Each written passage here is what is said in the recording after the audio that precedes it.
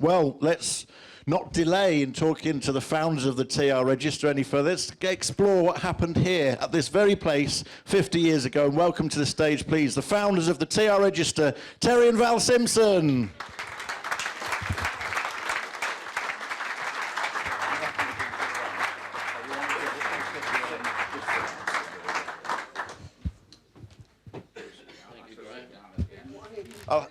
I'll have one either side, shall I? Take a seat, Val. This is going to be a real Mott and Jeff operation, I can tell you. Terry, have my microphone. Okay, yeah.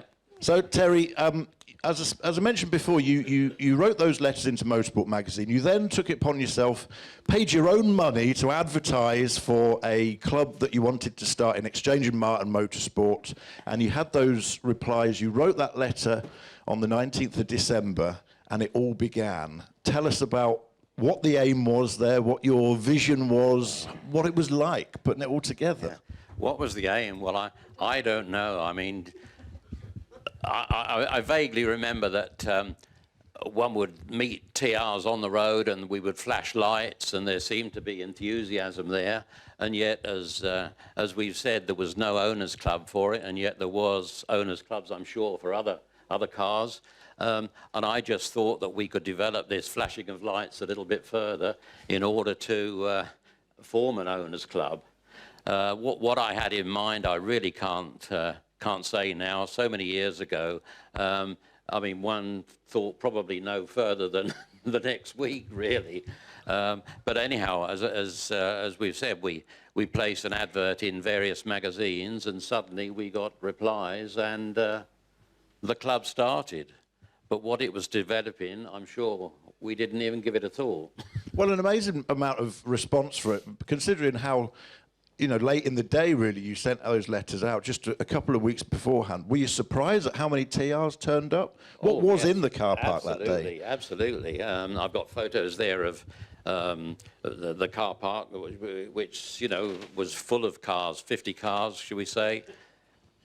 And most of them being side-screen cars, of course, as you'd expect. Yeah. There's an Austin Healey or two there. Yeah, indeed. But it was never a requirement that you set out to actually turn up in a TR, because you yourself were rebuilding or doing some serious work to yours at the time. I don't know whether I came in mine or not. I always thought I did for the first meeting.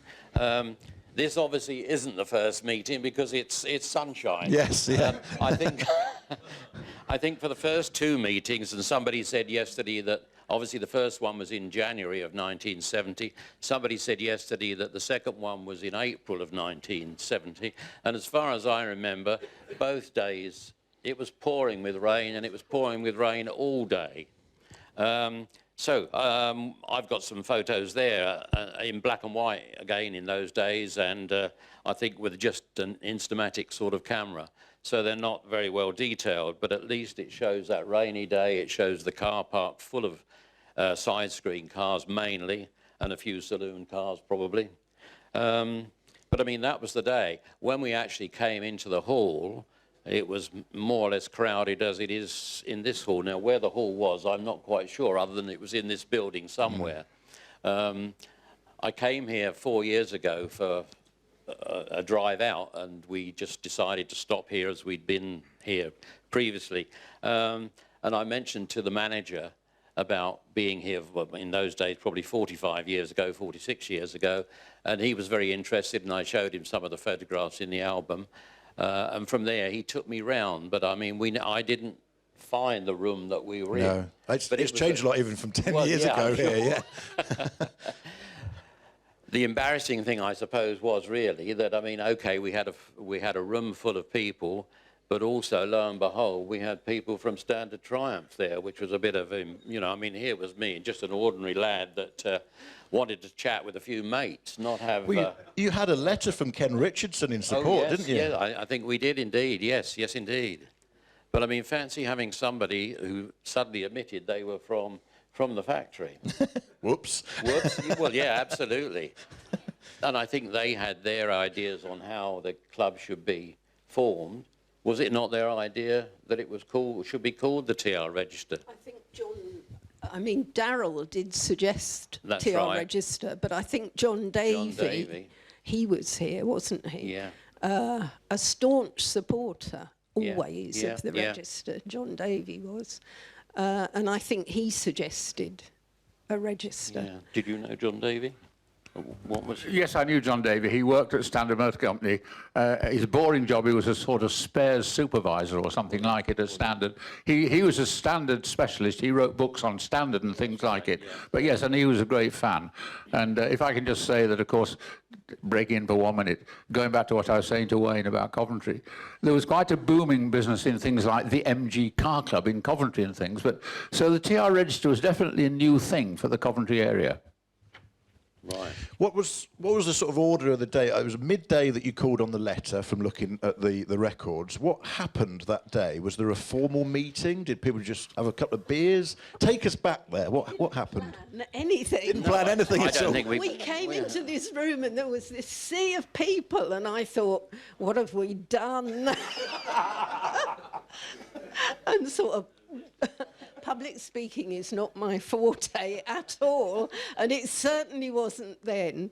And I think, well, you obviously had to stand up and say something. I think I cowered a bit. Well, I don't think I even planned to run the club, really. I mean, I was up on the stage much as I am now, and it was left to me to run the meeting how I wanted, I suppose. And I don't think I had any preconceived ideas, but somehow we spoke about the club and what it should be. We decided to obviously form a committee, and 1 or 2 people came forward to volunteer their services to be editor, spares, whatever. Let me just ask you this one question, though, Terry. But had you got any previous club experience, or was this all new to you? Absolutely not. No, absolutely not. No. I just wanted to continue the sort of friendship that I had noticed with the flashing of lights, really. Well, it's amazing to think that, reading through those letters in Motorsport magazine, that TRs were beginning to be frowned upon, and they were kind of ridiculed in many ways because they were quite old cars by then to many, and they, as I say, they were cheap to buy.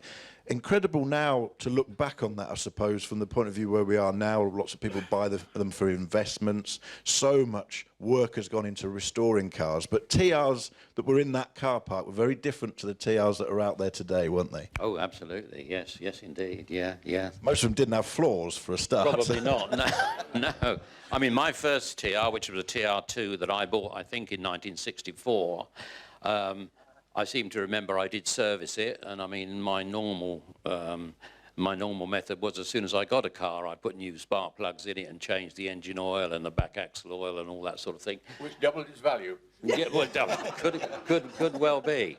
But I mean, beyond that, I ran that TR2 for 2 years, 3 years, and didn't need to do it, or didn't even bother to think of doing anything to it. I certainly didn't feel I wanted to rebuild it or make it better. I like to keep it clean, I suppose. And it was my daily transport, and that was it, really.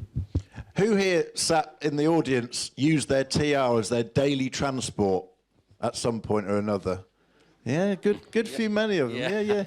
If I was to ask the same question at an MG Car Club do or a Jaguar Enthusiast Club do, I wouldn't get as many hands. Such is the brilliance of TRs. But Val, of course, as things started to grow, the momentum started to pick up pace, and you found yourself running the club, firstly in the evenings after your part-time job, but then there became a moment where you had to make the decision to leave your job and work for the TR Registered. Tell us about that moment. That's right. We moved to Cornwall, where work was rather thin on the ground. But I suddenly remembered I had just got a position with Barclays Trust Company in Truro.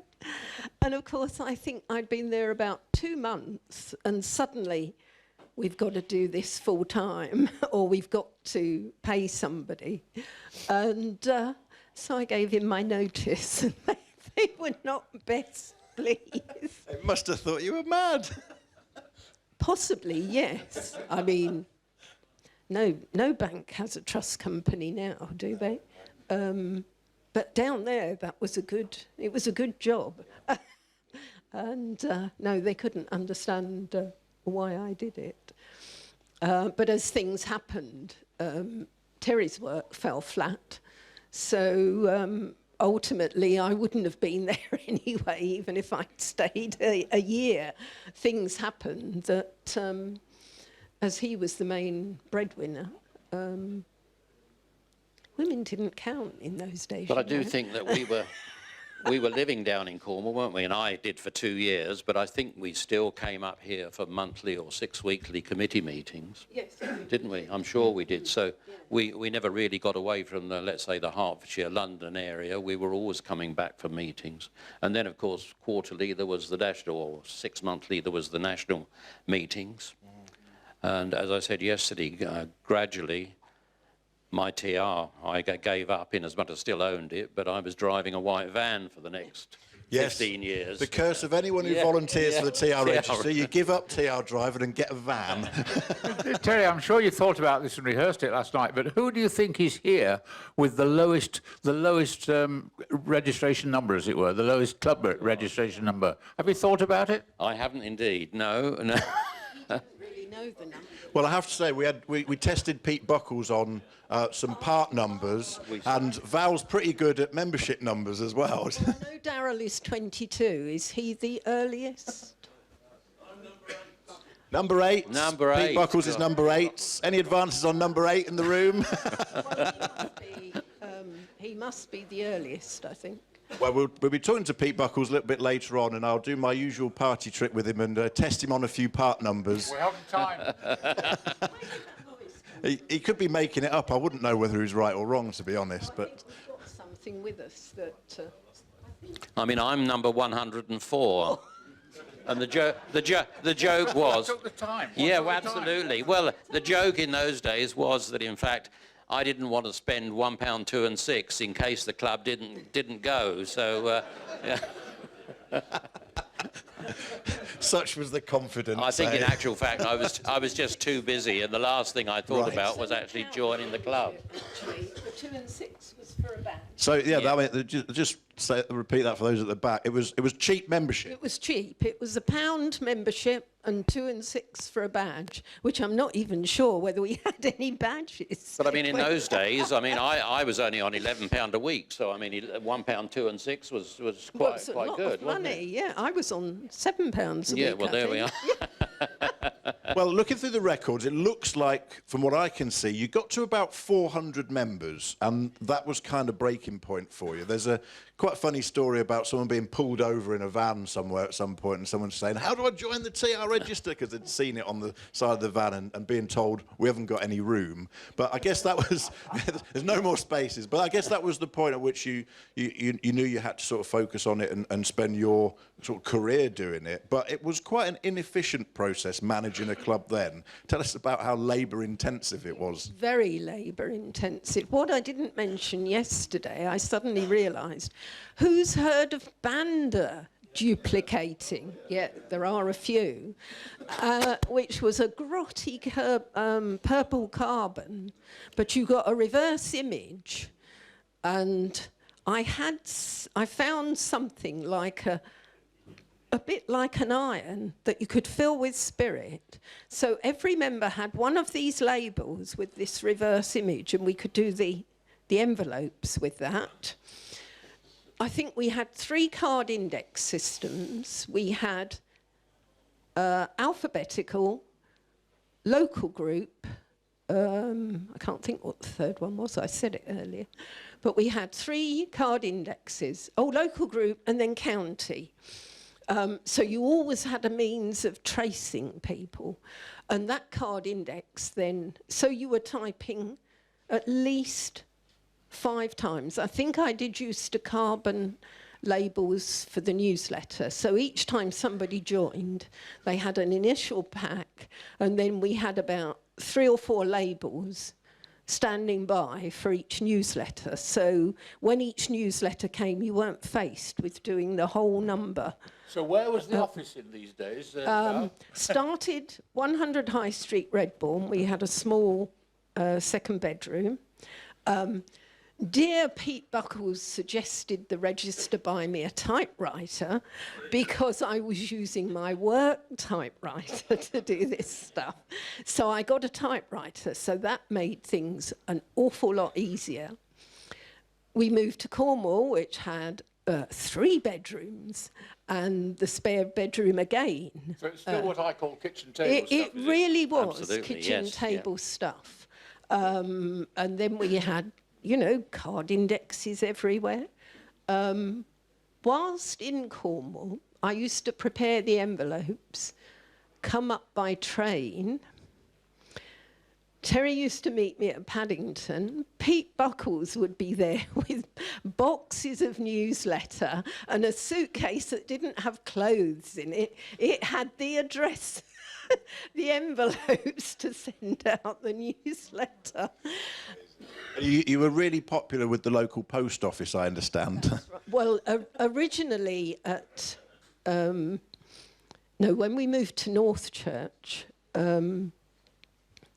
still being done, that was the 3rd move, still being done from a spare bedroom, but getting a bit more office orientated in that I had a desk and I had a filing cabinet, I think, and the typewriter again.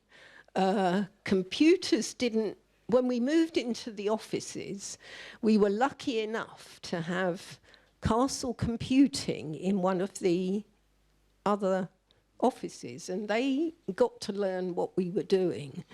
And Ian was then involved, suggested that we should have a computer system.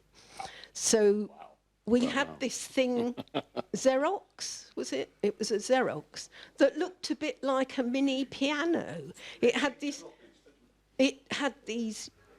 huge, what was it? The processing point with a keyboard. And off that, we had a printer. So we were able, actually, to issue each new member with a standardised letter with their name on it. You know? Groundbreaking stuff. Groundbreaking stuff.